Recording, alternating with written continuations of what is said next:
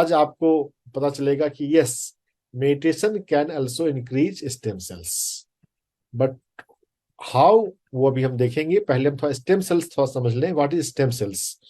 तो बच्चे के जन्म के बाद अगर स्टेम सेल्स को प्रिजर्व किया जा रहा है, ऑब्वियसली, क्योंकि अगर हम उसका महत्व तो समझ रहे हैं, that it is useful, it is going to be useful in the future, तो हम उसको प्रिजर्व कर रहे हैं। क्या यूज है इसका स्टेम सेल्स का? तो स्टेम सेल्स उन सेल्स को कहा जाता है, जैसे हमारी शरीर में, हमारी बॉडी में ब्रेन सेल्स हैं, हार्ट सेल्स हैं, बोन मैरो सेल्स हैं। तो ब्रेन सेल और हार्ट सेल दोनों अलग अलग काम के लिए बने हुए हैं। हार्ट सेल्स का काम है ब्लड को पंप करना, ब्रेन का काम है सोचना, लीवर का काम है बाइल को जनरेट करना। तो ये डिफरेंट सेल्स हैं, लेकिन ये इनको अगर हम इसके पीछे इनके बैक हिस्ट्री में जाएंगे तब तो वो एक कॉमन ही है। तो ये कॉमन सेल का जो स्टेज है, जहां पे अभी सेल्स डिफरेंशिएट नहीं हुए हैं, अभी उनको काम दिया नहीं गया है कि तुम्हें हार्ट का काम करना है, तुम्हें ब्रेन का काम करना है, कि लीवर का काम करना है। वो प्रिमिटिव स्टेज, जहां पे अभी बस वो कच्चे घड़े हैं, कच्ची मिट्टी है। अब वो कच्ची मिट्टी किस तरह की ईंट बनेगी, वो टाइम के साथ पता चलता है। तो स्टेम सेल्स को हम इस तरह से समझें, द बेसिक बिल्डिंग ब्लॉक, जो किसी भी तरह की हमारी बॉडी में सेल्स, टिश्यूज बन सकती हैं, बनाई जा सकती है। तो पहले इनके दो स्टेज, दो टाइप्स। एक तो जो बच्चे में है इम्ब्रियो, इम्ब्रियोनिक स्टेम सेल्स, ये ज्यादा वर्सेटाइल, पोटेंट होते हैं, प्लूरिपोटेंट। और एडल्ट, हमारे एडल्ट बॉडी में भी स्टेम सेल्स हैं। इनफैक्ट हर एक ऑर्गन में, हर एक टिश्यू में है। हमारे लीवर में है, हमारे हार्ट में है। ये स्टेम सेल्स खुद से खुद को बना सकते हैं, इनके अंदर सेल्फ रिन्यूअल कैपेसिटी है ना। हम में से सभी लोग जानते हैं कि our body has self healing capacity. Why this is self healing capacity? Because it has self renewal capacity. हम, हमारी बॉडी में अपने सेल जैसा दूसरा सेल बना सकता है। तो ये स्टेम सेल्स की बेसिकली प्रॉपर्टी है। जो एजिंग है, एजिंग जब होते जाती है तो ये डिवाइड करने की प्रॉपर्टी जो है वो कम होती जाती है। अब डिवीजन का जो रेट है वो स्लो हो जाएगा, जरूरत पड़ेगी भी। जैसे एजिंग होते जा रही है, वो अब उतना रैपिडली डिवाइड नहीं कर सकता।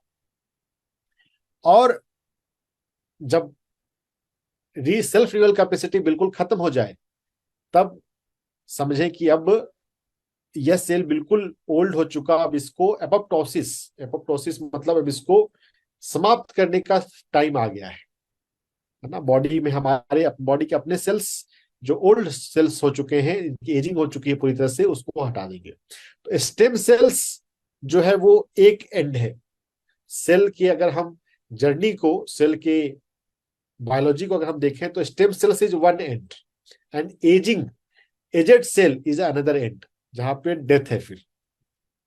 तो एक, तो हमारे सेल, स्टेम सेल्स में प्रॉपर्टी है कि ये अपने आप को रिन्यू कर सकता है, और दूसरी प्रॉपर्टी है कि ये डिफरेंशिएट कर सकता है। हमारी बॉडी में कोई भी तरह का सेल है, वो बन सकता है। आप समझिए कि एक छोटा बच्चा है, वो इंजीनियर भी बन सकता है, वो डॉक्टर भी बन सकता है, वो सीए भी बन सकता है, वो लॉयर भी बन सकता है। अब किस स्ट्रीम में वो पढ़ाई शुरू करेगा, उसके बाद अब उसका फिक्स हो गया कि अब वो वही बनेगा, है ना। Up to 10th stream can be decided, but after 10th फिर चेंज जो है, माइग्रेशन जो है, वो डिफिकल्ट, है ना। तो स्टेम सेल्स में ये दो प्रॉपर्टी है। हमारी शरीर में 220 types of cells, different cells होते हैं। मतलब हार्ट, लंग, ये सब तो मेजर ऑर्गन है, तो इनको हम बताए जा रहे हैं कि अगर अगर हम बिल्कुल अच्छे से काउंटिंग करें, तो हमारी बॉडी कितनी वर्सेटाइल है, इस बात से हमें यहाँ पर क्लू मिल रहा है। हम ऐसे भी अपने बॉडी की वर्सलिटी को समझ सकते हैं कि हमारे शरीर में कितने सेल्स हैं। Can anyone tell what is the number of cells in our human body? कितने सेल्स हैं? हमारी ह्यूमन बॉडी में? अगर नहीं पता तो वाइल्ड गेस भी कर सकते हैं। 50 trillion cell, very true. In fact it is not exact number, है ना। इनफैक्ट एग्जैक्टली काउंटिंग करे भी कैसे करें, तो it's range, it's 30 to 50 trillion cells, trillion. तो जब एडल्ट ह्यूमन बॉडी में ऐसा माना जाता है कि 1 लाख कोशिकाओं पर एक स्टेम सेल कोशिका है, ये एग्जैक्ट नहीं है। नंबर ऑफ सेल्स ही एग्जैक्ट हमारी बॉडी में नहीं है, तो स्टेम सेल्स कितने हैं वो तो एग्जैक्ट करना और भी मुश्किल होगा। बट लेकिन एक रेंज जो है, 10,000 सेल्स पर एक स्टेम सेल, या 1 लाख ह्यूमन सेल्स पर 1 स्टेम सेल्स होते हैं, ऐसा माना जाता है। तो हमारे शरीर में बहुत सारे स्टेम सेल्स हैं, हमारी बॉडी के हर एक ऑर्गन में है। और जो हमारी बॉडी में सेल्फ हीलिंग कैपेसिटी है, हमारी सेल्फ रीजनरेटिंग कैपेसिटी, वो इस स्टेम सेल से ही आ रही है। अब इस स्टेम सेल्स को क्या हम अपनी लाइफ स्टाइल से, अपनी डाइट से, अपने मेडिटेशन से क्या हम इनको ग्रो कर सकते हैं? ये बात हमें, हमारे लिए जो है वो बहुत विचारणीय है, सोचनीय है। हमें ये जानना चाहिए अभी के लिए कि yes, it's possible to increase number of stem cells in our human body. देखिए, इस पे बहुत सारा काम हो भी रहा है।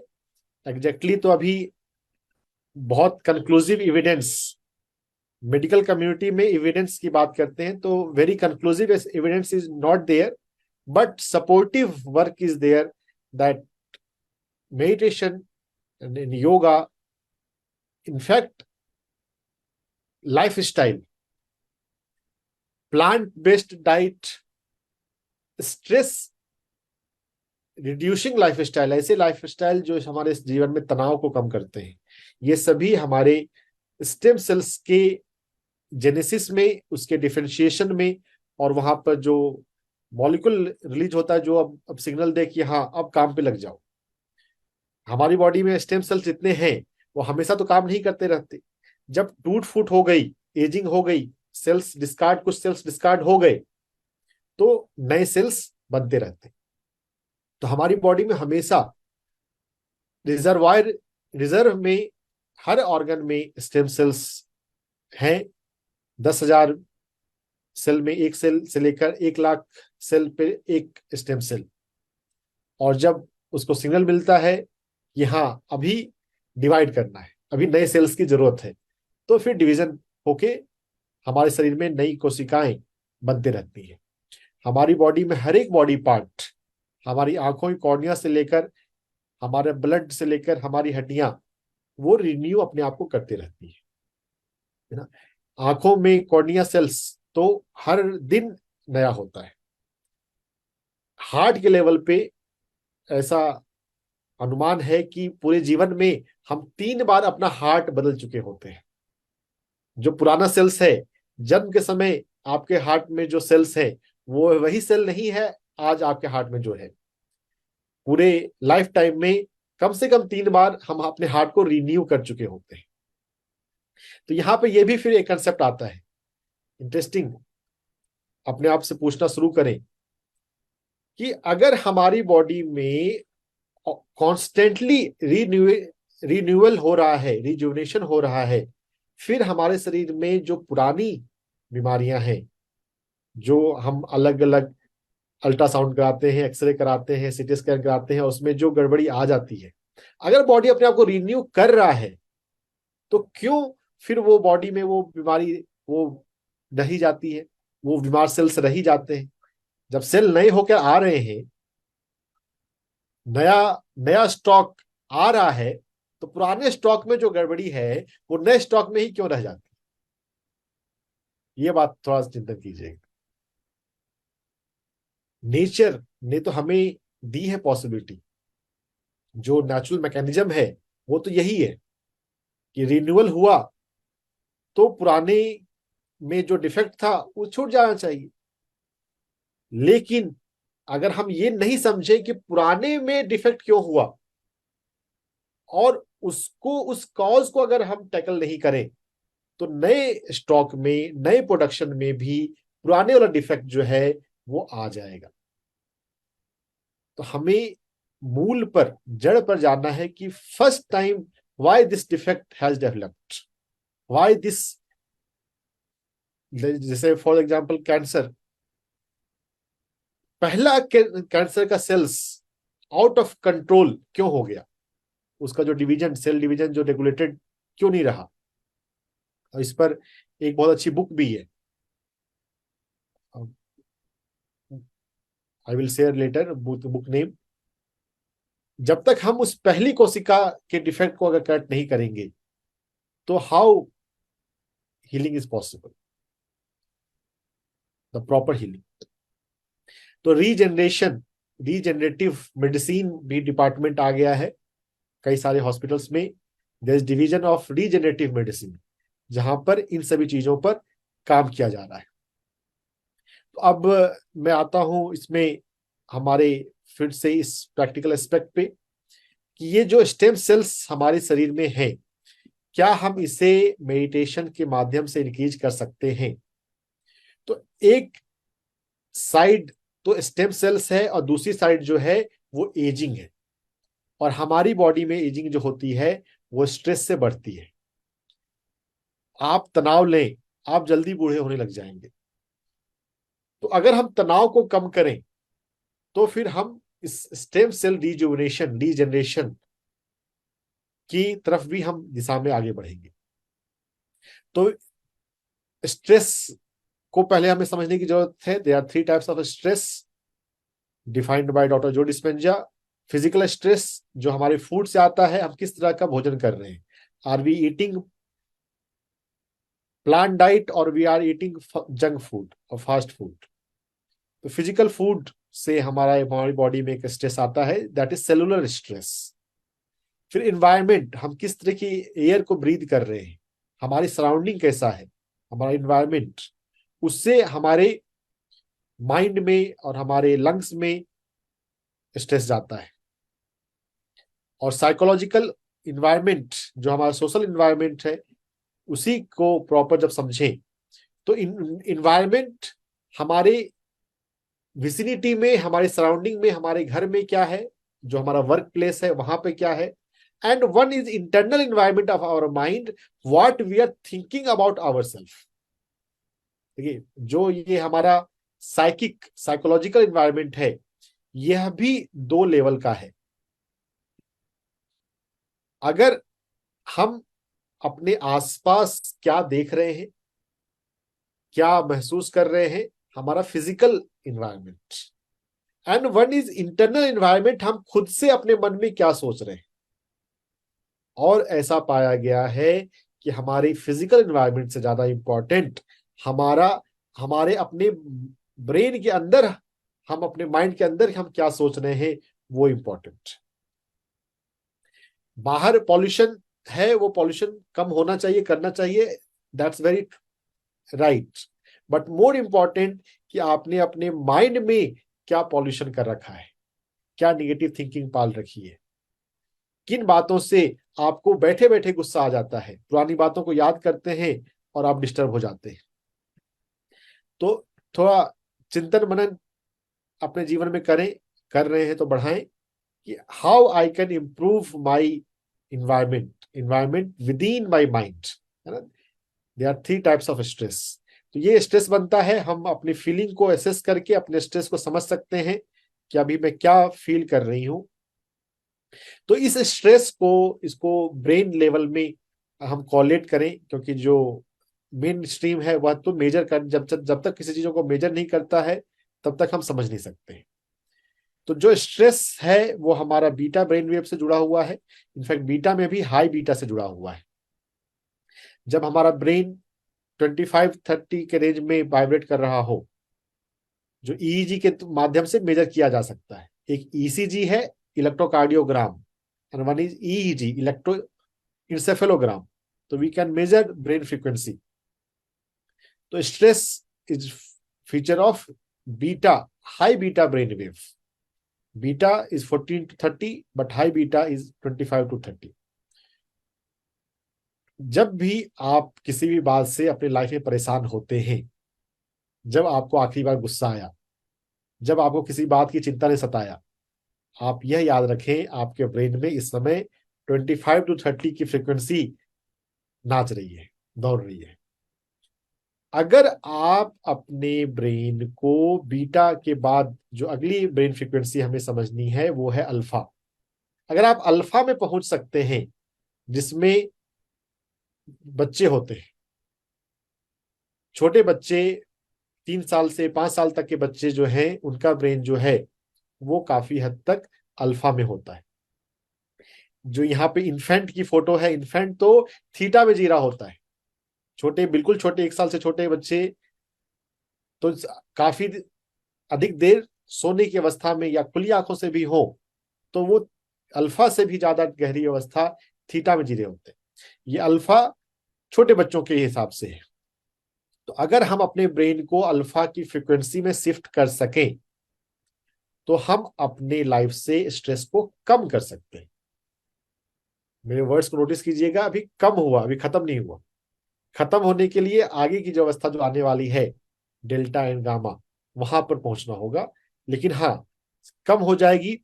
अब इसमें भी ऐसी बात है कि जिन लोगों ने सांप सीढ़ी का खेल खेला होगा, आप पहुंच तो गए ऊपर, लेकिन अगर आपको सांप ने काट लिया तो फिर से नीचे आ जाएंगे।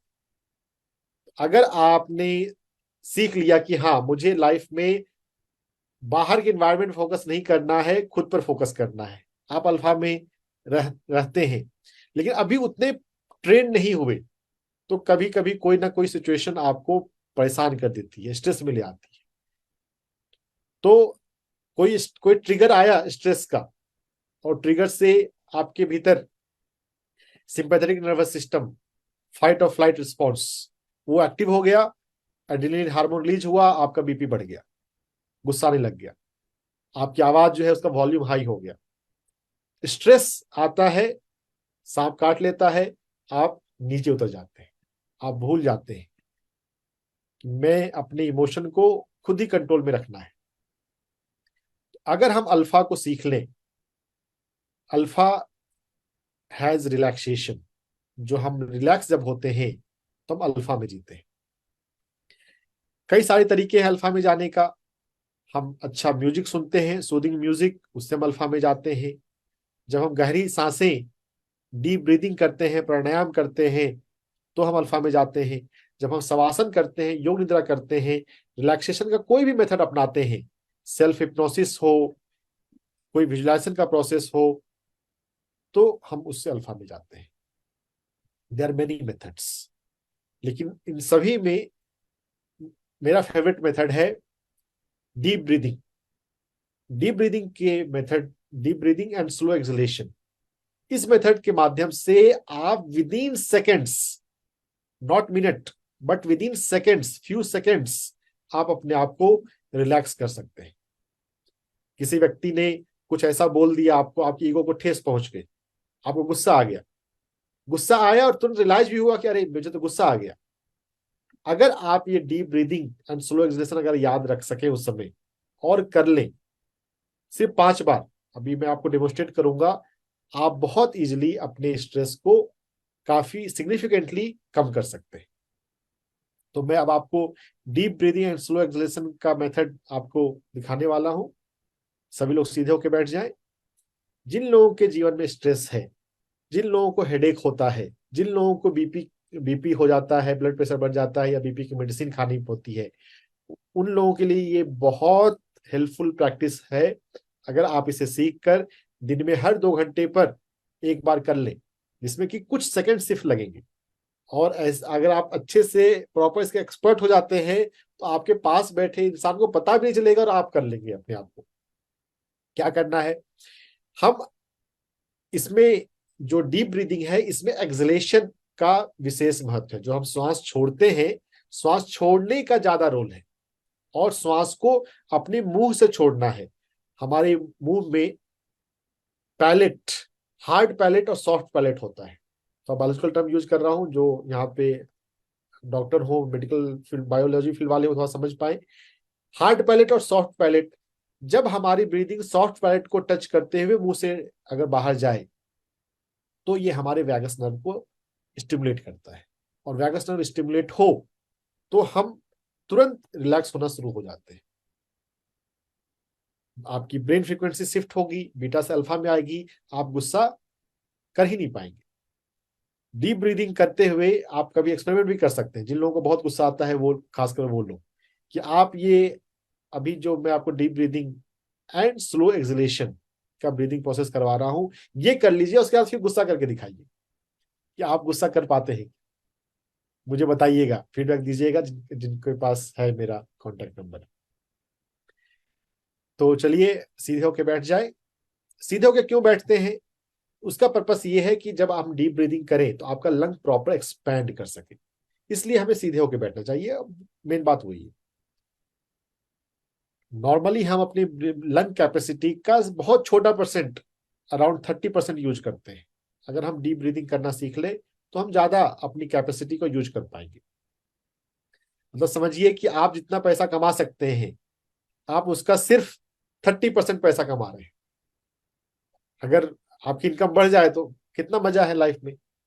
तो लंग कैपेसिटी को भी थोड़ा बढ़ाइए, है ना। सीधे होके बैठा करें, सीधे होके सांस लिया करें। तो चलिए सीधे होके बैठिए। आप अपनी हाथ की मुद्राओं को कैसे भी रख सकते हैं, खुला रखें और हथेली आकाश की तरफ रखें। जैसे hand position are not that much important in this process. गहरी सांस लें,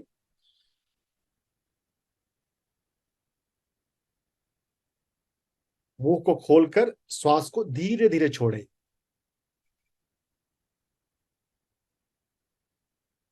deep breathing in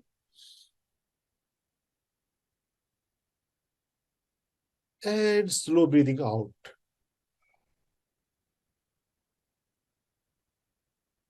deep breathing in, गहरी सांस अंदर,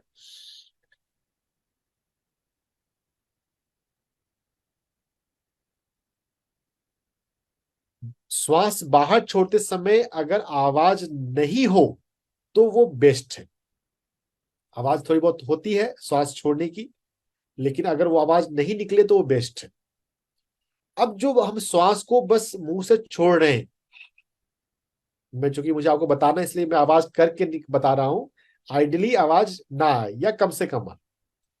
तो जब श्वास छोड़ रहे हैं, अगर उस समय अगर अगर हम अपने ओठ को इस तरह से रखें जैसे एक मोमबत्ती को बुझाना हो, और उस तरह से फिर श्वास को छोड़ें, तो ये आपको और भी ज्यादा रिलैक्स करता है। गहरी सांस अंदर ले,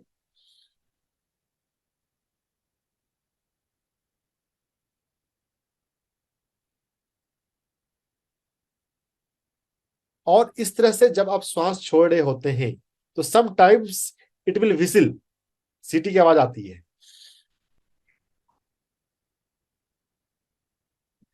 मैं आपको आवाज निकाल के बता रहा हूं, आवाज निकालनी नहीं है ना। आवाज अपने आप निकल जाए, इट्स ओके, नो इश्यू। आप बस फोकस करें कि किस तरह से मैं सांस को धीरे धीरे छोड़ूं। जितना सांस को आप धीरे छोड़ेंगे, जितना लंबा टाइम लेंगे, उतना आपका सॉफ्ट पैलेट में वैगस नर्व की ब्रांच जो है वो स्टिमुलेट होगी। तो this is the formula to relax yourself. पेट में डोंट डू एनीथिंग। आपको बाकी से रिलैक्स रखना है, सिर्फ आपको फोकस अपने सांसों को धीरे छोड़ने पर लगाना है। तो पूरी सांस को छोड़ने की जरूरत नहीं है। यहाँ पे एक हम लंग के जब हम वॉल्यूम को मेजर करते हैं तो total lung capacity, total lung volume जो होती है वो तो 5 लीटर तक होती है। लेकिन हमें एक नॉर्मल जो टाइडल वॉल्यूम है 350 ml टू 500 ml, एक नॉर्मल सांस जो छोड़ते हैं 350 ml की सांस छूटती है। और थोड़ा गहरा कर लें तो 500 ml तक हो सकती है। इतना ही अगर हम करें तो वो काफी है। हमें पूरी ताकत लगाकर अपनी पूरी एक्सपायटरी रेस्पिरेटरी कैपेसिटी को हमें यूज करने की जरूरत यहां पर नहीं है। यहां पर हमारा ऑब्जेक्टिव अपने आप को रिलैक्स करना है वैगस नर्व को स्टिमुलेट करते हुए। तो चलिए प्रॉपर हम 5 बार करें। गहरी सांस अंदर लें। आप आंखों को खुला भी रख सकते हैं, बंद भी कर सकते हैं, बंद कर ले तो ज्यादा अच्छा है। गहरी सांस अंदर लें।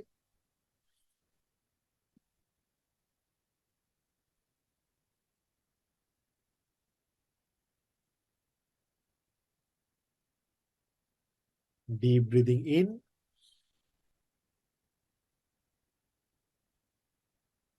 and release your breath slowly through your mouth.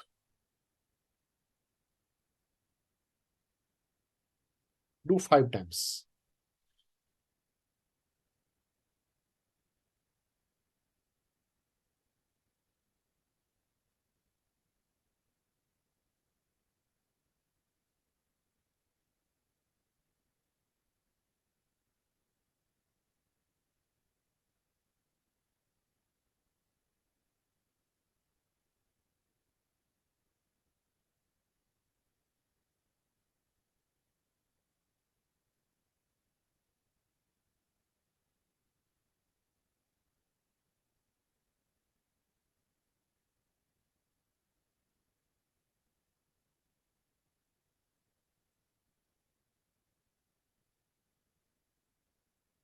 पांच बार जब हो जाए तो शांत हो जाए। आंखें बंद ही रखें और इस अवस्था में अगले 1 मिनट 2 मिनट के लिए चुपचाप बने रहें।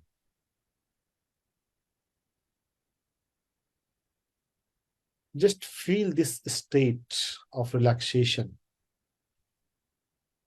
with closed eyes.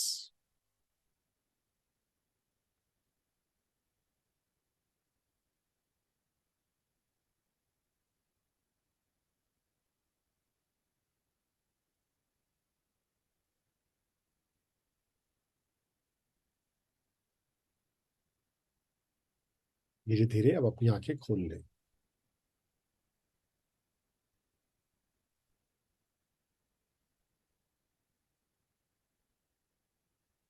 जिन्होंने अपनी आंखें खोल ली हैं, if they are if they want to share कैसा लग रहा है, तो you can raise your hand to tell how you are feeling, और you can type in the chat. आपने जो अभी एक्सरसाइज करवाई है उस प्रोसेस में मेरे जो नाक के पीछे का जो एरिया है वहां पर मेरे को डेंसनेस महसूस हुई है। आप इसी को हर घंटे करते रहें, वो डेंसनेस जो है वो रिलीज हो जाएगी। हाँ सर, मेरे को भी ऐसा ही महसूस हो रहा था कि इसको बार बार करूं तो अच्छा रहेगा। यस। तो 5 बार सांस लेने में कितना समय लगा? कुछ सेकंड्स में हम अपने आप को गुड रिलैक्सेशन दे सकते हैं। अब आपको फॉर्मूला मिल गया रिलैक्स करने का। हर घंटे हर 2 घंटे पर अपने आप को रिलैक्स करते रहिए। जब भी कभी भी कोई इमोशनल ट्रिगर आपको हो, कभी गुस्सा आ जाए, किसी बात से परेशान हो, कोई चिंता सताए, किसी भी तरह की चिंता, चाहे हेल्थ की चिंता हो, चाहे फाइनेंस की चिंता हो, चाहे रिलेशनशिप की चिंता हो, चाहे कोर्ट की चिंता हो, जब चिंता सताए अपने आप को डीप ब्रीदिंग से रिलैक्स कीजिए। जब भी आप कभी किसी डिजास्टर को हैंडल करने का मैनुअल देखेंगे, कभी कहीं पर भूकंप आ गया या कहीं आग लग गई तो क्या करना है, तो वहां पे आप देखिएगा हर जगह पे लिखा होता है, हर जगह पे सिखाया जाता है, सबसे पहले शांत रहें और दूसरों को शांत करें। अगर हम लाइफ को ऑब्जर्व करना सीखें, आप कई जगहों से इस मैसेज को ले सकते हैं। सबसे ज्यादा इंपॉर्टेंट क्या है? शांत रहना। जब आप शांत रहेंगे तभी तो आप समझ पाएंगे कि आपको करना क्या है, how you are going to handle this situation. If you are not relax enough, so learn to relax yourself every hour or every 2 hours. Depends on you.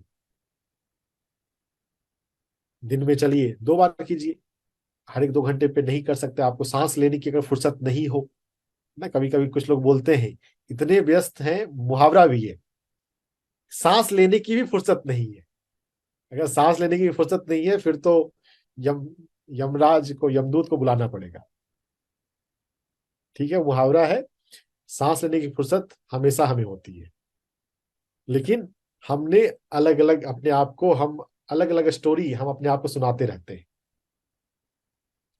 आप ही हैं अपने जीवन के शिल्पकार। You are the creator of your health, you are creator of your life, you are creator of your destiny. किन बातों को आपने अपने मन में बैठा रखा है, कौन सा थॉट पैटर्न, बिलीफ सिस्टम, आप उस स्टोरी को, उस पैटर्न को मानने लग जाते हैं और आपके लिए वो सच होता है। पैंडेमिक आया, कोरोना का पैंडेमिक, बहुत लोग परेशान हुए, फिर भी क्या 100% लोगों को कोरोना हुआ? नहीं। कोरोना जैसी भयंकर फैलने वाली बीमारी, वैसे भयंकर तो बीमारी वो उतनी थी नहीं जितना हुआ था, जितना शोर था, जितना टीवी पे दिखाया जा रहा था, लेकिन फिर भी 100% लोगों को तो नहीं हुआ। हम रिलैक्स रहना सीखें। जितने आप रिलैक्स रहेंगे, जितने आप अल्फा में रहेंगे, this is alpha. If you are in alpha, then you can go into proper theta whenever you wish to। School गए हो, स्कूल में पढ़ाई करी हो, स्कूल पास किया हो, तो जब अब आप कॉलेज जाएंगे आप कॉलेज जा सकते हैं। बिना स्कूल पास किए आप कॉलेज में एडमिशन लेने के सोचें तो वो ठीक नहीं है। To experience theta, ideally you have to practice alpha 5 times a day। अगर आप तनाव में नहीं जीते हैं तो फिर आप जब थीटा में उतरना चाहें, जब नेक्स्ट लेवल, उसमें आप पहुंच सकते हैं। थीटा क्या अवस्था है? 4 to 8 हर्ट्ज की फ्रीक्वेंसी की स्टेट, जिसमें हम सपने देखते हैं, जिसमें हम अपनी पुरानी मेमोरी को एक्सेस करते हैं, जिसमें हम कल्पना करते हैं, जिसमें हमें इंट्यूशन आता है। लाइफ में कोई भी प्रॉब्लम हो, कैसे सॉल्व करें, आपको इंट्यूशन चाहिए, जो कि हायर रिलम, हायर इंटेलिजेंस से आता है। अगर आप थीटा में जा सकते हैं और इंट्यूशन को एक्सेस कर सकते हैं, there is no problem in your life which you can not solve. दुनिया में इतने सारे लोग इतनी सारी समस्याओं से परेशान हैं, लेकिन ऐसी कोई समस्या नहीं है जो सॉल्व नहीं हो सकती। ऐसा कोई ताला नहीं है जिसकी चाबी नहीं है। ऐसा कोई प्रॉब्लम नहीं है जिसका सॉल्यूशन नहीं है। But you have to reach to theta state, to harness intuition, sixth sense, और आपको आपकी समस्या का समाधान मिल जाएगा। सबसे किसी भी समस्या का सबसे अच्छा समाधान जो होता है ना, वो आपके पास होता है। आप किसी फ्रेंड से पूछ सकते हैं, किसी नॉलेजेबल एक्सपर्ट से पूछ सकते हैं, मेरे जैसे डॉक्टर के पास आ सकते हैं, but the best solution is near you, with in you. हम समझे कैसे हम अंतर चेतना की आवाज को, अंतरात्मा की आवाज को सुन सके, और उसके लिए आपको इंट्यूशन थीटा में जाना है। थीटा में कैसे जाएं? कई सारे मेथड्स हैं। हम सेल्फ हिप्नोसिस का यूज कर सकते हैं। हिप्नोसिस में हम कभी कभी अल्फा में भी हो सकते हैं, कभी कभी हम थीटा में भी जा सकते हैं। हम ब्रेथवर्क का यूज कर सकते हैं। ब्रेथवर्क एक गाइडेड ब्रीदिंग का प्रोसेस है, आपको यूट्यूब पे मिल जाएगा, हमारे पीएमसी पर भी आपको मिल जाएगा। ब्रेथवर्क पीएमसी डालेंगे, कई सारे वीडियोस आ जाएंगे, किसी को भी ट्राई कीजिए। ये थोड़ा लंबा प्रोसेस है, ये लगभग 1 घंटा लगता है। संडे के दिन, आज संडे है, ट्राई कर सकते हैं जिन लोगों ने ट्राई नहीं किया है।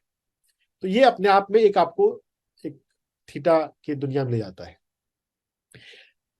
तुरंत थीटा की दुनिया में जाने के लिए हम यूज कर सकते हैं विजुअलाइजेशन का, और विजुअलाइजेशन में भी हमारी चाइल्डहुड का स्टेट। तो मैं आपको अभी अब आपके बचपन के सैर कराने के लिए ले चलता हूँ थीटा की दुनिया में। चलिए सब लोग सीधे होकर बैठ जाएं, और जो 5D ब्रीदिंग किया था उसका मिनी वर्जन 3 सांसें लें और छोड़ें।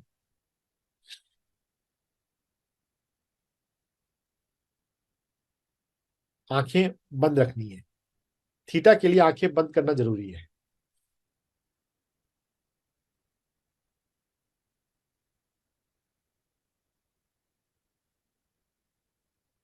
जब 3 गहरी सांसें आप छोड़ चुके हो तो आप शांत हो जाएं।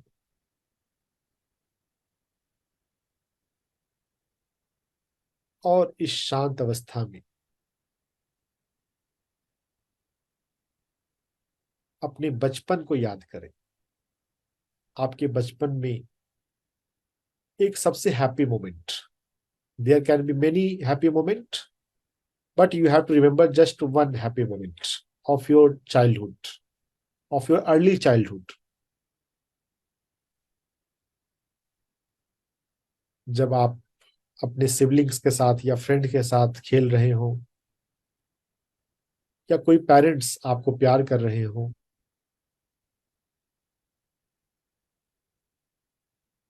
आपने कुछ नया या अच्छा किया तो आपको वो दुलार कर रहे हो, या आपको कोई गिफ्ट मिला हो, किसी भी एक हैप्पी मोमेंट को याद करें।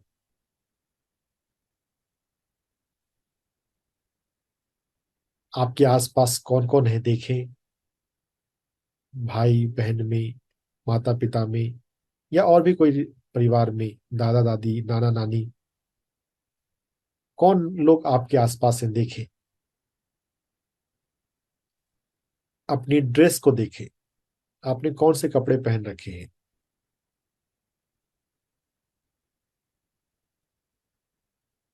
आप कहाँ बैठे हैं, खड़े हैं, बैठे हैं, क्या आपके पैर में फुटवियर है, कौन सा फुटवियर है अगर है तो।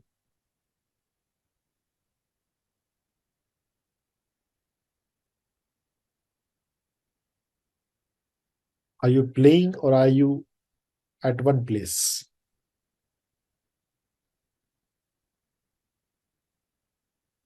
जो आपके आसपास है वो क्या बोल रहे हैं सुने, क्या बात कर रहे हैं वो।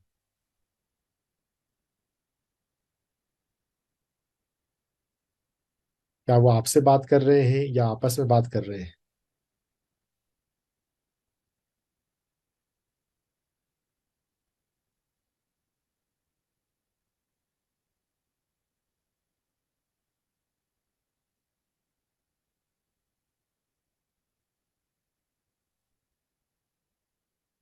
This is theta.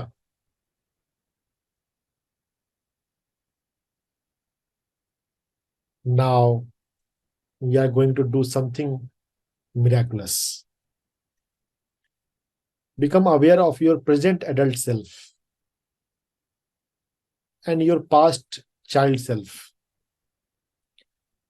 अगर वो दोनों आपस में एक आमने सामने हो जाए तो एडल्ट सेल्फ अपने चाइल्ड सेल्फ को क्या कुछ कहना चाहता है, कुछ मैसेज देना चाहता है।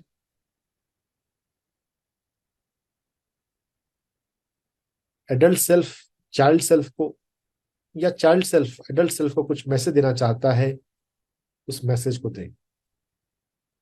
वार्तालाप करें, संक्षिप्त वार्तालाप। If adult you wants to give any message to child you,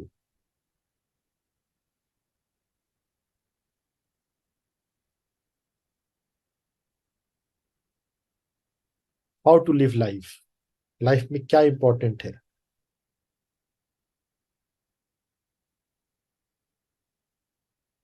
कुछ भी आप कहना चाहें, देना चाहें तो दे दें, और अब हम धीरे धीरे वापस लौटेंगे, अपनी सराउंडिंग के लिए अलर्ट हो जाए। आपके कमरे के तापमान के लिए अलर्ट हो जाएं, जिस सरफेस पर, कुर्सी पर, सोफे पर, बेड पर आप बैठे हुए हैं उसके लिए अलर्ट हो जाएं। अपने शरीर को थोड़ा सा हिलाएं, हाथों को थोड़ा थोड़ा हिलाएं, अपने हाथों को अपनी आंखों पर रख लें।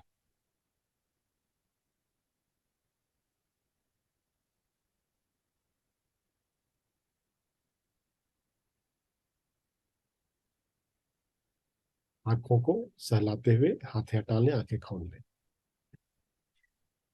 इन्हीं को, जिन लोगों को कुछ कहना है, अपना हैंड रेज करके अपनी बात कह सकते हैं। If they want to share what they felt, क्या याद आया,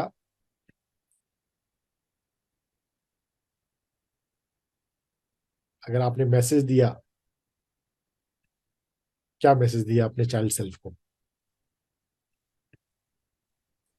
अपने आप। जी नमस्ते सुनो। सर। हाँ। सर, बचपन में हम लोग खेल रहे हैं कैरम बोर्ड लूडो, वहां तक आया और चारों भाई बहन खेल रहे हैं।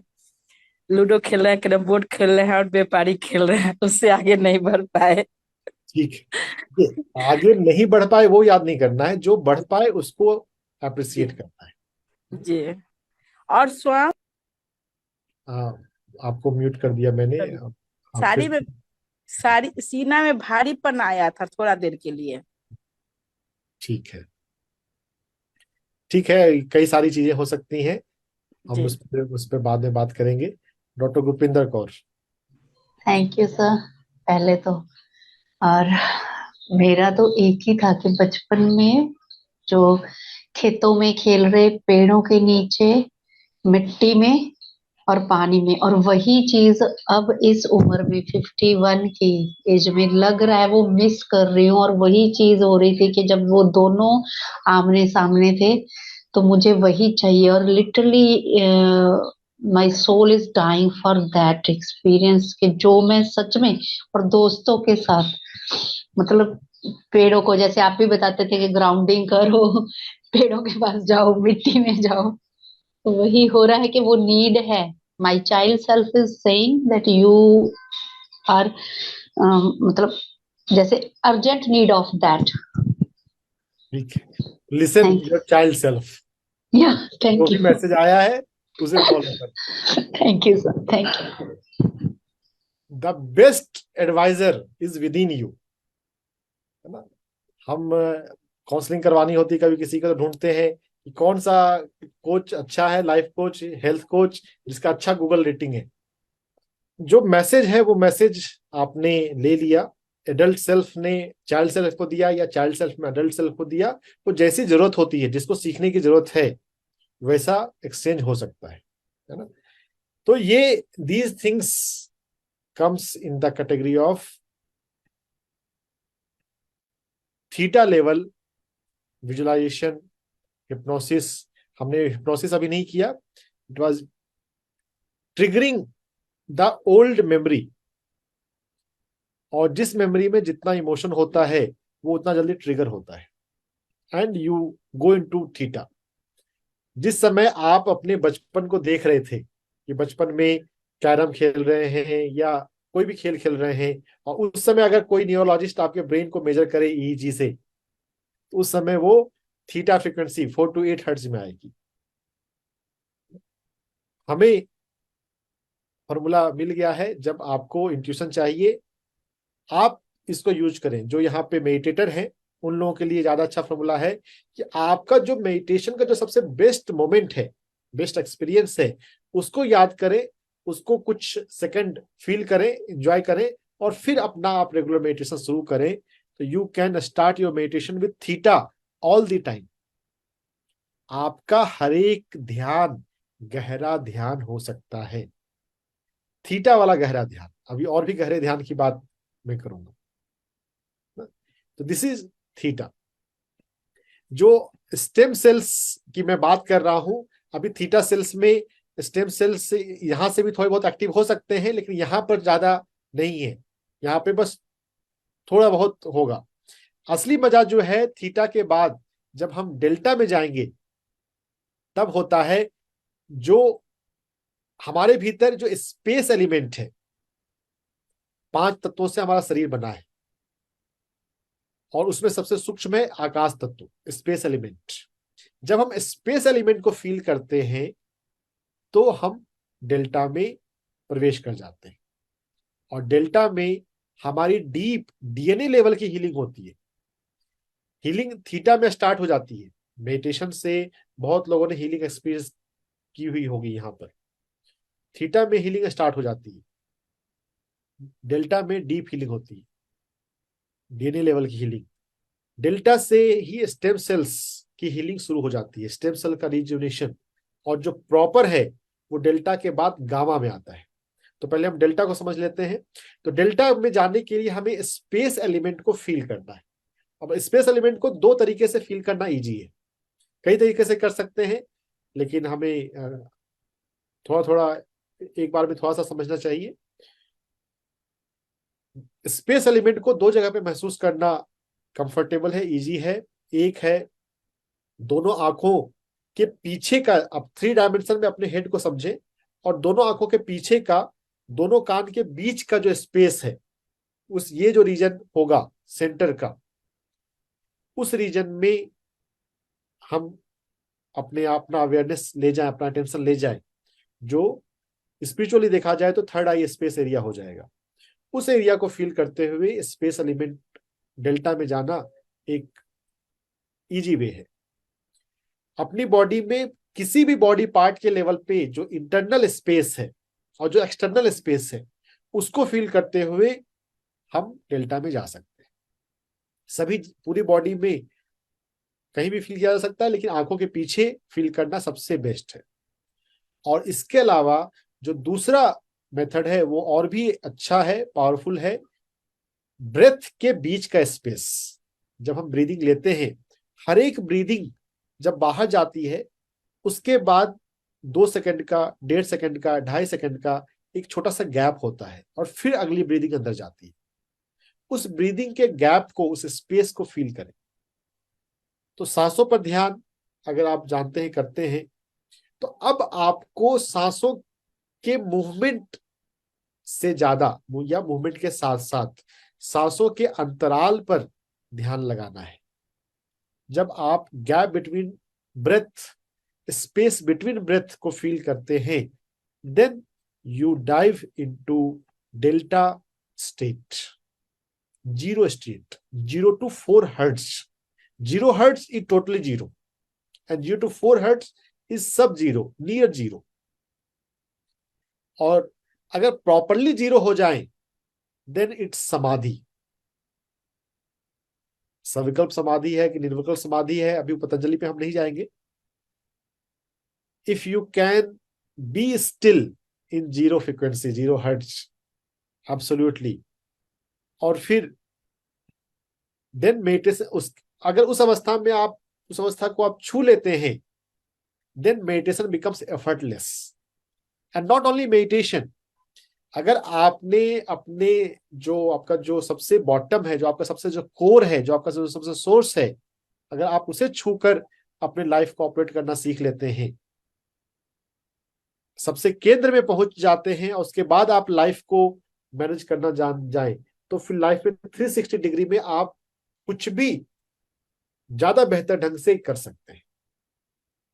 The formula of success of life, growth in life, is to learn to operate your life from the zero within you.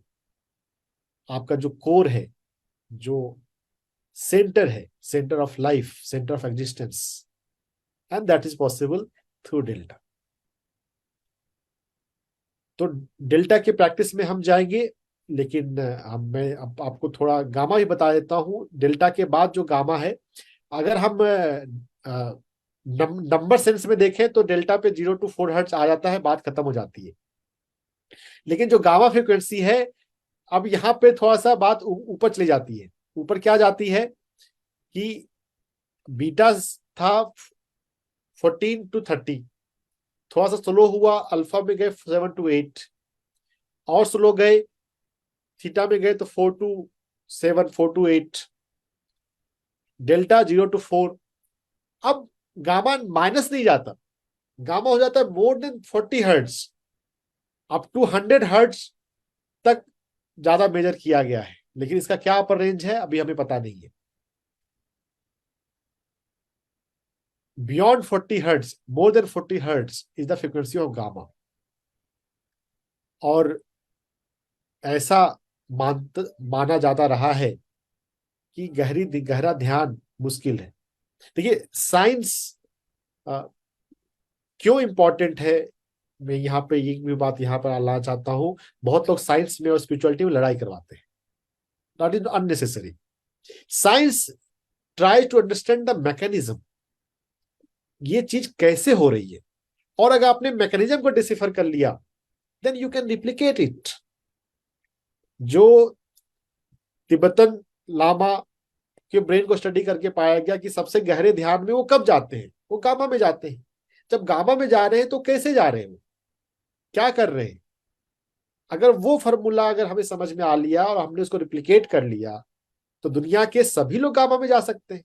सिर्फ केव में रहकर ध्यान करने वाले जो 40 साल से ध्यान कर रहे हैं, सिर्फ वही क्यों जा सकते हैं। आप डे 1 से आप जा सकते हैं गामा में, लेकिन हाँ आपको 24 आवर्स में आप कितना बीटा में चले जाते हैं, हाई बीटा में, स्ट्रेस में। सांप सीढ़ी का खेल याद कीजिए, कितनी बार आपको दिन में सांप काटता है, उतना आपको ये डिस्टर्ब करेगा डेल्टा में जाने में। आप बार बार बीटा में आ जाएंगे, फिर से आपको अपने को लाना होगा। तो कुछ दिनों के लिए आपको थोड़ा प्रैक्टिस करनी पड़ेगी। फॉर नेक्स्ट 1 मंथ आप हर 2 घंटे पर डीप ब्रीदिंग करने की आदत डालें। Environment, mental environment is important, not the physical environment. इस कंसेप्ट को अपने भीतर लाइफ में उतारें। आप क्या सोच रहे हैं, क्या फील कर रहे हैं, वो इंपॉर्टेंट है। आपकी सराउंडिंग में क्या है, आपके रिश्तों में क्या है, आपके पास धन कितना है, आपके पास मेटलिस्टिक कंफर्ट कितना है, वो इंपॉर्टेंट नहीं है। आप क्या फील कर रहे हैं अपने लिए, आप कितने तनाव में हैं, कितने निगेटिव थिंकिंग, कितने जीरो थिंकिंग, कितने पॉजिटिव थिंकिंग में है, वो अधिक महत्वपूर्ण है।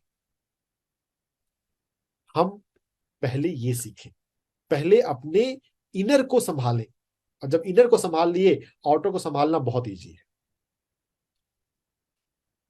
तो डेल्टा में जाने के लिए हमें दोनों आंखों के पीछे के स्पेस को फील करना है और सांसों के अंतराल को फील करना है।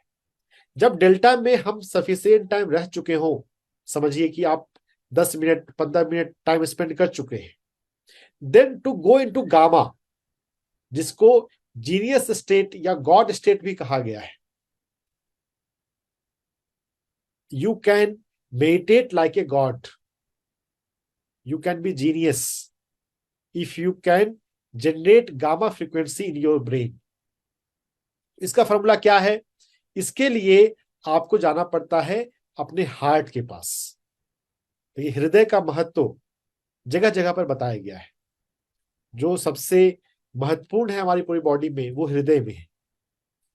तो अगर आप अपने हार्ट पर फोकस्ड हो जाते हैं, just you are breathing with the awareness of heart, that is also heart coherence, but of very basic level, very primary level.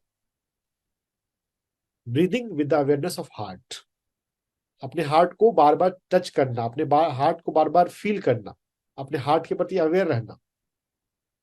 Heart के प्रति अवेयर रहेंगे तो हार्ट की जो फंक्शन है वो अपने आप बाहर आएगा। हार्ट का फंक्शन क्या है, हार्ट का फंक्शन है दोस्ती, हार्ट का फंक्शन है प्रेम देना। प्रेम तो देने की ही चीज है, प्रेम मांगने की चीज नहीं है, प्रेम लेने की चीज नहीं है। इस बात को समझिएगा। हम भोजन को लेते हैं क्योंकि वो हमारे जाकर हमारी भूख को सेटिस्फाई करेगा। प्रेम जो है वो हमारे फुलनेस से उमड़ता है। जब आप जीरो हो चुके हो, अगर आप सफिशिएंट टाइम जीरो बने रहें, उसके बाद ऑटोमेटिकली आप गामा में चले जाएंगे। जो आपको एक्टिवली अभी यहाँ साइंस समझ लिया गया है और बताया जा रहा है, हमारी बॉडी में जो स्टेम सेल्स रीजनरेट करते हैं वो डेल्टा से शुरू हो जाते हैं और सबसे अच्छा गामा में होते हैं। स्टेम सेल्स ट्रांसप्लांट करना है, अभी मैं ये हाइपोथेसिस एक प्रपोज कर रहा हूं, जो कि एक्सपेरिमेंट करने के बाद पता चलेगा। स्टेम सेल ट्रांसप्लांट जहां कार्य की जहां जरूरत पड़ती है, वहां पे वो सब्जेक्ट अगर 6 महीने के लिए daily heart coherence meditation practice करने लग जाए, तो स्टेम सेल ट्रांसप्लांट करने के बाद जो उसकी बॉडी में चेंजेस होते, वो 6 month heart coherence meditation practice करने से भी हो सकते हैं। अभी ये समय भविष्य बताएगा कि ये हाइपोथेसिस हमारी कितनी सच है, लेकिन जो कुछ बेसिक एक्सपेरिमेंट हुए हैं उसमें तो यह बात आई है। Mind to matter and bliss brain, they are two wonderful book जो आप इस सब्जेक्ट मैटर पे पढ़ सकते हैं। डेल्टा में और गामा में, इसमें आपको ये बुक जब पढ़ेंगे ये दोनों, तो इसमें साइंटिस्ट का नाम और ईयर का नाम भी दिया होता है, किस ईयर में ये रिसर्च हुआ और किस साइंटिस्ट की फाइंडिंग है। डेल्टा में और गामा में, स्पेशली गामा में, हमारी बॉडी में स्टेम सेल्स रीजनरेट होते हैं, उनकी एक्टिविटी बढ़ती है, आपकी बॉडी की सेल्फ हीलिंग कैपेसिटी बढ़ती है। तो how to go into gamma? By living function of heart. Heart का जो काम है वो उसे करने दें।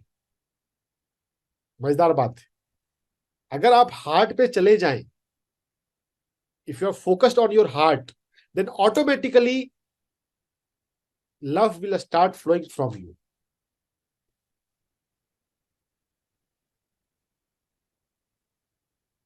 अपने आप बहने लग जाता है। लेकिन चूंकि हम एक्टिवली जा रहे हैं, और नेचुरल प्रोग्रेशन ऑफ मेडिटेशन को यहाँ पे हम फॉलो नहीं कर रहे हैं, हम आर्टिफिशियली अपने आप को इंड्यूस कर रहे हैं जाने के लिए, तो हमें थोड़ा इनिशिएट करना पड़ेगा। And once you have initiated your heart to radiate love, फिर तो ये उसकी बेसिक प्रॉपर्टी, उसकी प्रॉपर्टी है, ये उसका फंक्शन है, तो then it will automatically start giving out vibration of peace and love. So 2 things, peace and love, इसका ध्यान रखना है गामा के लिए, ज्यादा नहीं और कम नहीं। Don't focus anything else. यहां पर स्लाइड में मैंने हेल्थ भी लिख दिया है, क्योंकि बहुत लोग हेल्थ के लिए कंसर्न होते हैं। But if you can have maintain the patience for 1 month, for 40 days, just focus on peace and love. और उसमें भी मुख्य तो लव है, लेकिन अगर हमारा जीवन बहुत सूखा सूखा हो, अगर जीवन में प्रेम नहीं हो, तो शुरुआत फिर शांति से ही करनी होगी। जब आप सफिशिएंट टाइम 10 to 15 मिनट, ये एक एवरेज टाइम है, कोई हार्ड एंड फास्ट नहीं है। अगर आपके पास अधिक समय हो तो after more time, spend last 5 minutes of your meditation in gamma state. Phase और स्टेट 2 different टर्म्स आते हैं। अगर आप बस उस अवस्था को छूते हैं और कुछ सेकंड में नीचे आ जाते हैं, देन इट्स फेज। और अगर आप उस अवस्था को छूते हैं और आपको सांप नहीं काटता, आंख बंद करके बैठे हैं, कोई विचारों का सांप, कोई चिंताओं का सांप, तो आपका अगर ध्यान नहीं टूटे, देन इट्स स्टेट। गामा में पहुंच गए और गामा में आप बने हुए। हम अपनी बॉडी में जो स्टेम सेल्स, हमारी बॉडी के हर एक ऑर्गन में स्टेम सेल्स हैं, हम उनको एक्टिवेट कर सकते हैं, उनकी फंक्शनैलिटी को बढ़ा सकते हैं, रेज कर सकते हैं, by practicing gamma meditation, by practicing heart coherence meditation, by radiating love from heart. लेकिन इसके लिए कुछ कंडीशन है ना। हर जगह पे देखिए स्टार मार्क लगा हुआ होता है, बहुत जगहों पे आप देखेंगे ये मिलेगा, फिर स्टार मार्क, कंडीशन अप्लाइड। यहां भी कंडीशन अप्लाइड है। You have practice sufficiently to be in delta, zero state, जो कि हमें सांसों के अंतराल को महसूस करने से आएगी। और उसके पहले भी कंडीशन लगी हुई है कि आपने alpha, deep breathing and slow acceleration को दिन में 5 बार, कम से कम 5 बार प्रैक्टिस किया है। ये चूंकि ज्यादातर लोग कभी ना कभी किसी न किसी बात पे तनाव में आते रहते हैं, इसलिए मैं 5 बार कहने के लिए कह रहा हूं। आपको अपना लाइफ देखना है कि आपके जीवन में कितना तनाव है। अगर आप बीपी की गोली लेते हैं, माइग्रेन आपको होता है, तब तो आपको हर घंटे करने की जरूरत है, हर 2 घंटे पे करने की जरूरत है। अगर आप मस्त रहते हैं, आप चिंताओं को अपने ऊपर आने नहीं देते, आप दिन में 2 बार भी करेंगे तो चलेगा। कितनी बार करना है वो आपको देखना है कि आप 24 घंटे में कितनी बार तनाव में जाते हैं। तो एक और फॉर्मूला मैं आपको देता हूं, जब भी आपको तनाव हो किसी भी बात पे, आप क्या करें, आप अपना कोई एक कान छुए, आपको याद आए, रिमाइंडर आए कि हाँ मैं अब अभी भी इतनी बार तनाव में जाता हूं और मुझे प्रैक्टिस करने की जरूरत है alpha relaxation, deep breathing, slow acceleration. और जब आपका 24 घंटे में एक बार भी आपको कान छूने की जरूरत नहीं पड़े, एक बार भी आप तनाव में नहीं जाए, then it's a good achievement. आपने तनाव मुक्त जीवन जीना सीख लिया। अब आप हाई बीटा में नहीं जाते, हाई बीटा में नहीं जा रहे हैं तो फिर अल्फा में है, एटलीस्ट अल्फा में तो रहेंगे ही रहेंगे। अगर आप थीटा या डेल्टा या गामा में नहीं है तो गामा की प्रैक्टिस पे अब हम चलते हैं, डेल्टा और गामा की प्रैक्टिस। डेल्टा की प्रैक्टिस में हम सांसों के अंतराल को और दोनों आंखों के पीछे के स्पेस को फील करेंगे। इन दोनों में भी ज्यादा फोकस हमें सांसों के अंतराल पे रखना है। और जब हम 15 मिनट डेल्टा में रह चुके हों तो उसके बाद 5 मिनट के लिए अपने हृदय से, अपने हार्ट से शांति और प्रेम, पीस एंड लव के वाइब्रेशन को रिलीज करना है। तो जब जो भी प्रेम होता है, जनरली प्रेम का एक, हम किसी व्यक्ति को प्रेम करते हैं ना, जो अभी हम जिस प्रेम को समझते हैं वहां पर तो हम किसी व्यक्ति को प्रेम करते हैं। तो आप अपने परिवार में किसी भी, जिनसे भी आपका इमोशनल कनेक्शन है, आपकी बॉन्डिंग है, आप उनको प्रेम भेज सकते हैं। शुरुआत में अपने क्लोज्ड वन को ही भेजिए, और जब आप रेगुलर, अगर आप इसको प्रैक्टिस करते हैं, इसके अभ्यस्त हो जाते हैं, then you can send to anyone, दुनिया में किसी को भी भेज सकते हैं। और आपके रिश्ते अच्छे हो जाएंगे, आपके आपकी अपनी बॉडी में स्टेम सेल्स तो बढ़ने लग ही जाएंगे, आपके रिश्ते भी अच्छे हो जाएंगे। यहाँ पर काफी मेरे रेगुलर मेडिटेशन वाले भी हैं, उन लोगों का अनुभव ऐसा है कि जब वो हार्ट कोहेरेंस प्रैक्टिस करते हैं, उनके परिवार के डायनेमिक्स बदलने लग जाते हैं, रिश्ते सुधरने लग जाते हैं। तो ये गामा मेडिटेशन, ये हार्ट कोहेरेंस मेडिटेशन आपको जीवन में सब कुछ दे सकता है। आपको अपनी फिजिकल हीलिंग चाहिए, फिजिकल हीलिंग मिल जाएगी। आपको रिश्ते अच्छा करने, रिश्ते अच्छे कर लेंगे। तो हार्ट कोहेरेंस मेडिटेशन को हमने समझ लिया है। Let's start our practice of heart coherence meditation. हमें डायरेक्ट हार्ट कोहेरेंस में नहीं जाना है, पहले डेल्टा को लाना है, और डेल्टा से पहले हमें अल्फा को लाना है। तो सीधे होकर बैठे, दोनों हाथों को आप मिला लें, क्योंकि हम डायरेक्ट बिना आंखों को खोले हम डेल्टा और गामा में फिर जाएंगे। किन्हीं को पानी पीना है तो पानी पी लें, आराम से बैठ जाए। 15 से 20 मिनट का ये मेडिटेशन है। First it will be delta and then it will be gamma. Stem cells rejuvenation is happening in gamma mainly. तो सीधे होके बैठ जाएं, आंखें बंद। हम 5 बार डीप ब्रीदिंग और स्लो एक्सलेशन पहले करें। गहरी सांस अंदर और मुंह से श्वास छोड़े, जैसे आप एक मोमबत्ती को बुझा रहे हो।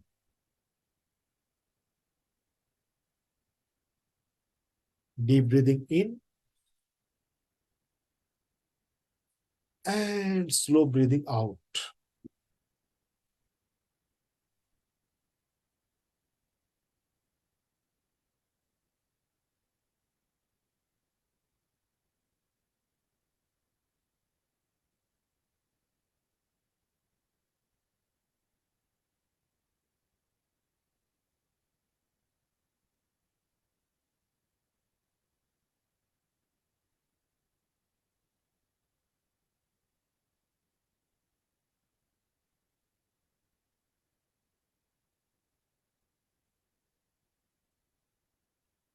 5 बार गहरी सांसें लेकर छोड़ चुके हो, तो अब आप अपने पूरे शरीर को शिथिल बनाएं। अपने कंधों को, गर्दन को, अपने हाथों को रिलैक्स करें।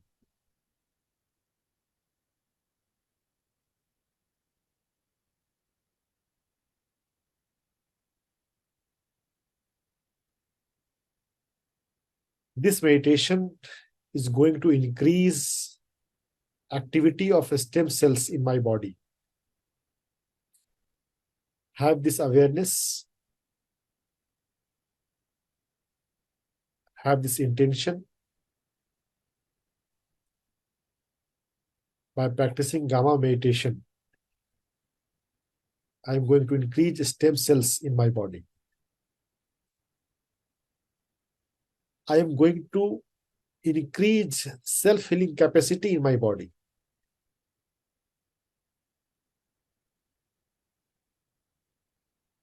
Body heals by itself. This self-healing, this self-rejuvenation property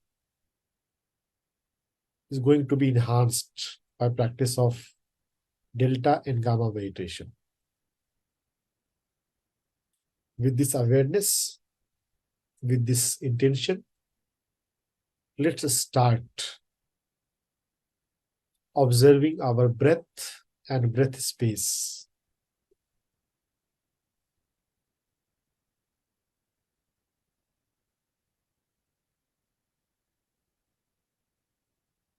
सांसों के मूवमेंट को और सांसों के अंतराल को महसूस करें।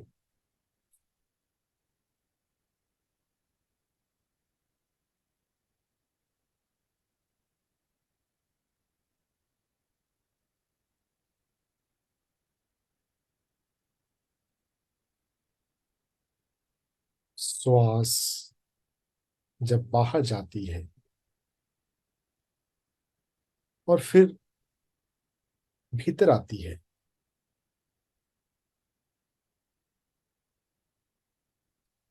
उन दोनों के बीच में जो छोटा सा अंतराल है, उस अंतराल को महसूस करें। उस अंतराल पर ध्यान लगाएं।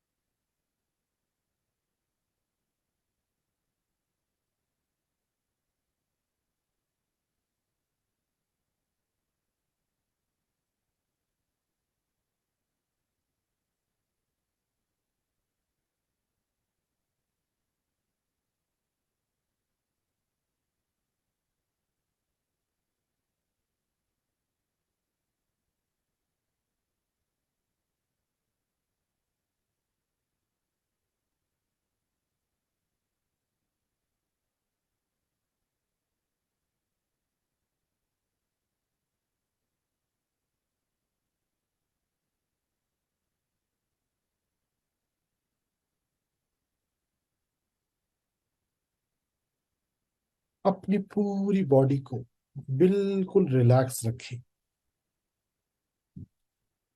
और सांसों के अंतराल पर ध्यान।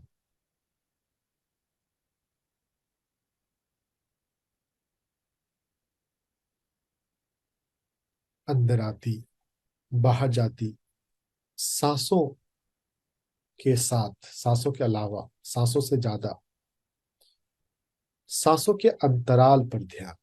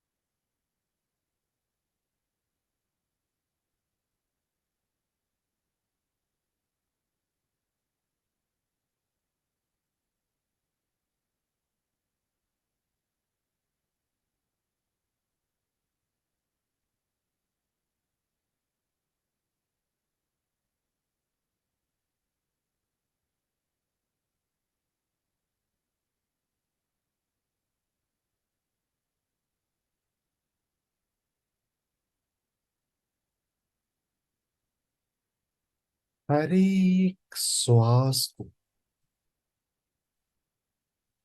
और सांसों के अंतराल को महसूस करते जाएं।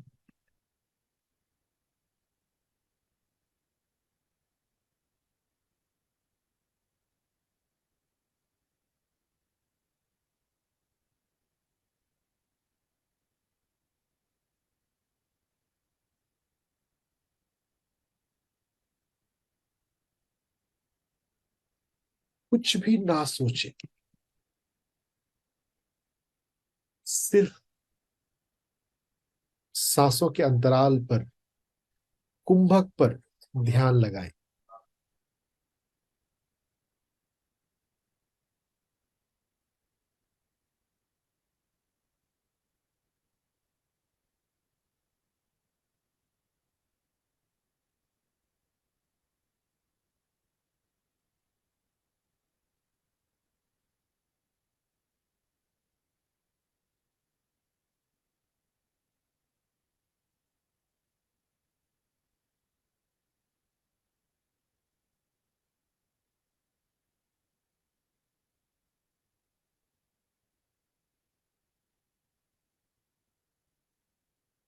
Are you experiencing? शांत, शून्य।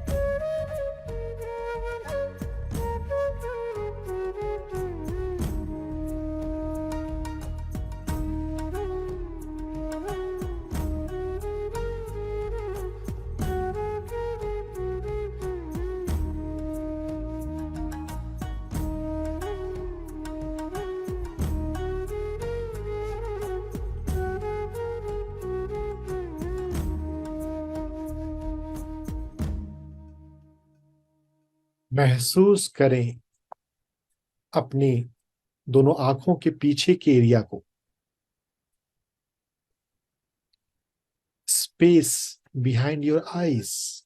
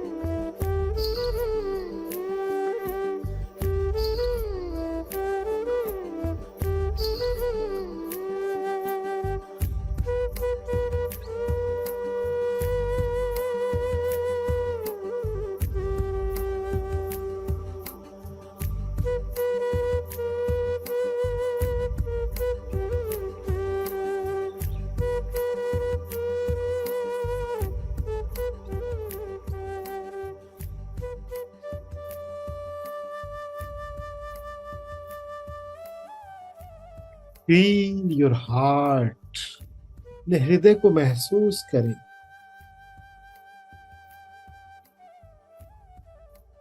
और अपने लव्ड वन को, अपने क्लोज्ड वन को, जिनसे आपको प्रेम है, स्नेह है, उन्हें याद करें। अपने हृदय से जो ध्यान की आपने शांति महसूस करी है, वो उन्हें भेजें। जो शांति, जो आनंद की अनुभूति आपको हुई है, वो आपके प्रियजनों को, आपके स्पाउस, आपके बच्चों, आपके माता पिता, जिन्हें भी आप भेजना चाहें,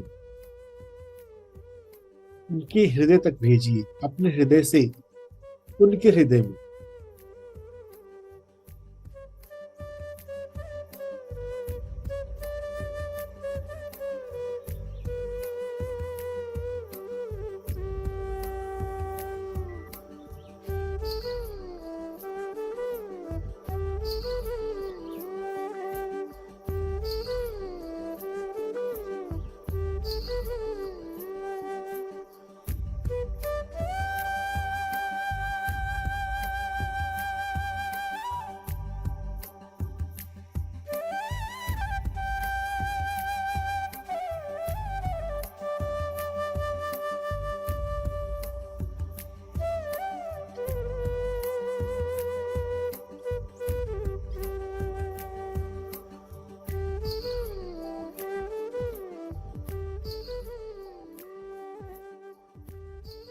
अपने हृदय से अपने लव्ड वन को प्रेम भेजें। शांति और प्रेम, piece and love.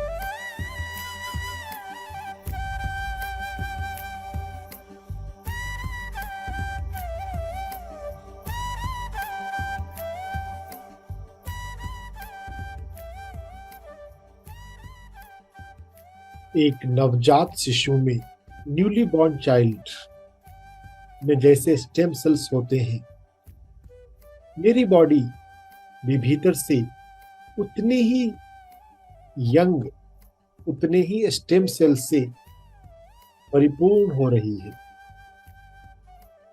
By virtue of radiating love from your heart chakra, you are rejuvenating stem cells to the level of a newborn child. अपने हृदय से प्रेम अपने लव्ड वन को भेजते जाएं। अपने परिवार के हर एक सदस्य को अपने हृदय से प्रेम भेजें। शांति और प्रेम।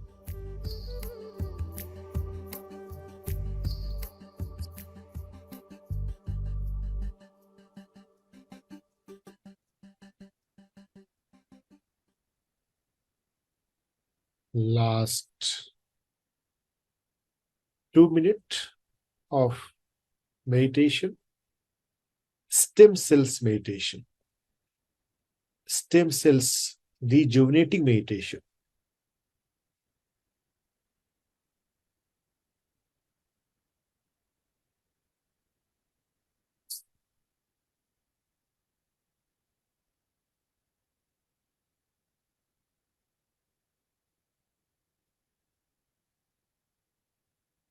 इस शरीर में जब आपका जन्म हुआ, उस दिन आप जैसा फील कर रहे थे, आप अभी भी वैसा फील कर रहे हैं। Freshly born, newly born body आपके शरीर में हर एक ऑर्गन बिल्कुल ताजे स्टेम सेल्स से लबालब भरे हुए हैं।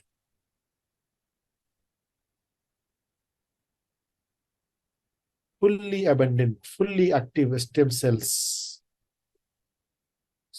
is there in your body. In this state of relaxed awareness,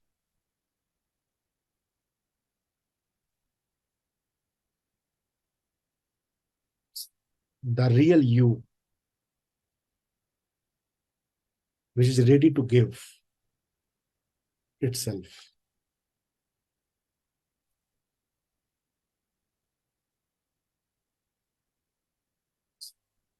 every day, twice a day. Practice this gamma meditation, delta and gamma meditation, to keep yourself healthy throughout the life. With this intention that I am going to practice it every day, twice a day, slowly now we will return in our present adult body. Internally, you are same as you are newly born child. But yes, you are living in adult body. Become aware of your surrounding. Become aware of your physical environment. कमरे के तापमान के प्रति, आसपास की आवाजों के प्रति सजग हो जाएं। जिस सरफेस पर, जिस कुर्सी पर, जिस जगह पर आप बैठे हैं, उस जगह के लिए सजग हो जाएं। और धीरे धीरे हम वापस आए।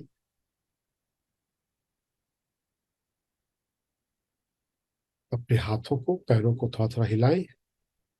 अपने शरीर को लेफ्ट और राइट थोड़ा थोड़ा हिलाएं। और अपने पंजों को, हाथों उंगलियों को हिलाते हुए, चलाते हुए धीरे धीरे उसे अपनी आंखों पर रख लें।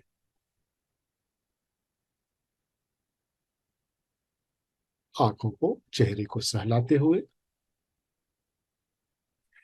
एक नवजात शिशु जिसका आज ही जन्म हुआ है, उसकी तरह मुस्कुराते हुए, वो आपके चेहरे पर भाव रखते हुए धीरे से अपनी आंखें खोल लें।